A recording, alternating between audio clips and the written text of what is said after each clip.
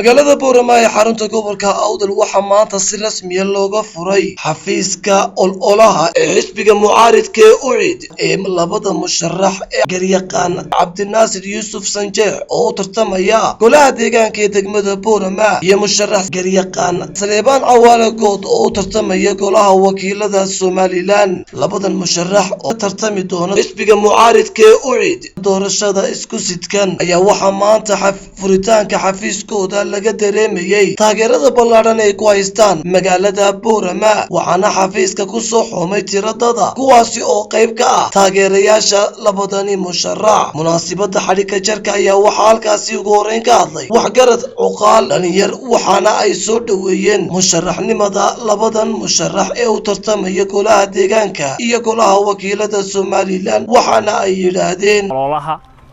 labada musharax ee ka kala sharaxan baarlamaanka iyo golaha deegaanka oo baarlamaanku uu shaqeyn yahay xildhibaan Saleebaan Cawaale Good iyo garyaqaan Cabdinaasir Yuusuf Cabdilaahi Sanjeex oo isaguna u sharaxan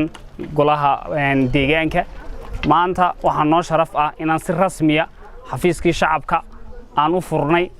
maxaan ku dhahaa ololaha socon doona ilaa 31 May socon doona waana xafiiska laga hagi doono howlaha ololaha doorashada laga hagi doono oo dhammaan taageerayaasha labada xildhibaan iyo dhammaan taageerayaasha bulshada iyo inta nagu xidhan ba aan ka ogeysiinayno in ololahayaga hadii Ilaahay yiraahdo aan ka sugayno oo fasaxuna sugayno laakiin hadeeta shirarkayaga iyo wixii kale ku saabsan howlaha doorashada aan maxaan ku dhahdaa halkan ay ka furnaan doonto iyo Saleebaan Cawaale Good kana sharaxan xisbiga UCID waxaan leenahay waxaan ku soo dhaweynaynaa hambalyo waddankan waan ka maqnaa laakiin insha Allah inta ka dambaysa waan joogaa xisbigana waan ka qayb galaynaa doorashadu waa doorashadiinii golaha deegaanka iyo golaha baarlamaanka labadeenna u sharaxanba waa reer Boorama waa dadka waddanka u dhashay inaan loo codeeyo dal iyo dibadba oo la taageeraan u baahannahay aad iyo aad baan idin salaamayaa maanta hoobayni hadal ina codkiisna sima loogu talagalay waxna ka bedelaan waxa imika waaqiga imika taagan waxyaalo badan oo imika halkan ka sheegayn baa jira waxa iska dhaafa cidina inima magna cilmiga dhalinyaroy tashada wax qabsada waxaan ku soo dhaweynaynaa markaa gacmo furan waxaan doonaynaa in loo guntado oo hool iyo hebel la kor joogsado wax haba yaraatay ka dambeeya ma jirto labada xildhibaan waxaan doonaynaa in sideeda loo fuliyo amarkaasina wax ka soo baxaya waa taageerayaasha dhammaan inta maqlaysa iyo inta naga maqan iyo inta nala joogtaba waxaan doonaynaa in loo soo dhaweeyo gacmo furan lagu soo dhaweeyo loo dhaqaaqo dhiigana loo shubo aad baan idin salaamayaa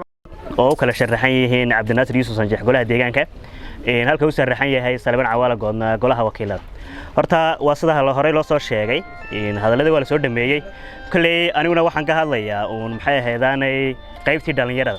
haddii aynu nahay dhalinyarta maxay ahaydaan beesha Sheekh Ismaaciil kale de go'aanka iyaga iyo hadafka iyaga waa meel kale go'aana hore waanu soo wadaagaanay horeyna waanu soo wada shaqeynay insha Allah inta ka dambeysana waxaan rajaynaynaa inaynu si qurux badan si gobonimo iyo maxay ahaydaan ay ku dheehan tahay kalgacayl iyo walaaltinimo aynu wada shaqeyn doono hadaladana haddii aynu maxay ahaydaan si badino de kulay waa rabadaan oo waa la wada sooman yahay waxa qurux badan inaynu ka hadalno inta murtida iyo inta maxay ahaydaan wax goolka iyo inta maanta dhaxal ugu reebayno maxay ahaydaan labada xildhibaan qaryaqaan Cabdinaasir iyo maxay ahaydaan Saleebaan adeero guulayso weligaaba gacan sare adeero waan ku ducaynee allow ku daa allow darajooyin badan deeqda kugu manimo waxaa doonaysa rabbi daa'inihi ku sii halkaa doonaysa rabbi daa'inihi ku gee. gabagabadii waxaa halkaasi ka hadlay musharax garyaqaan Cabdinaasir Yuusuf Sanjeex oo u tartamaya golaha deegaanka degmada Boorama waxaana uu halkaasi ka soo jeediyay hadallo badan mahadnaq oo ugu mahadnaqayo taageerayaashiisa iyo sida ay uga qayb qaateen furitaanka xafiiskani waxaana uu yidhi bishii sagaalkii tahay bishii shanaad 2021 waxaan halkan ugu mahadnaqayaa dhammaan taageerayaasha isku soo baxay iyaga oo sooman cadceedda u taagan waxaan leenahay ilaahay idinka abaal mariyo maanta waxaan u joognaa halkan waxa weeyaan furitaanka xafiiskii dhexe labadeedu musharax Salebaan Cawaale Good oo sharaxan baarlamaanka iyo aan sharaxan golaha deegaanka dhammaan taageerayaasha waxaa leenahay baadsantihiin oo dadaasheen inta iyo in ka badan wala diga sugaya ninkastoo musharaxi wuxuu ku taamayaa waa cududiisa ninkastoo musharaxi wuxuu doonayaa ama uu tiigsanayaa iyo cid ka dambaysa ninkastoo musharaxi wuxuu magaranaysaayay ballan qaada iyo xurmeynayaana waxa weeyaan taageerayaashiisa saadarteed qofna meel ma gaari karo hadduu baag ab lahayn cid taageerta ama baritarta saadarteed waxaan higsanaynaa ee aan rajaynaynaa waa cududiina waxaan magaranaysaayay ilaahay ka sokow kalsooni ku qabnaayna waa cududiina taageeradiina iskarabtaagiina waxaan rajaynaynaa insha allahu tacaala halka go'aan tiigsanayna gaari doono mustaqbalkana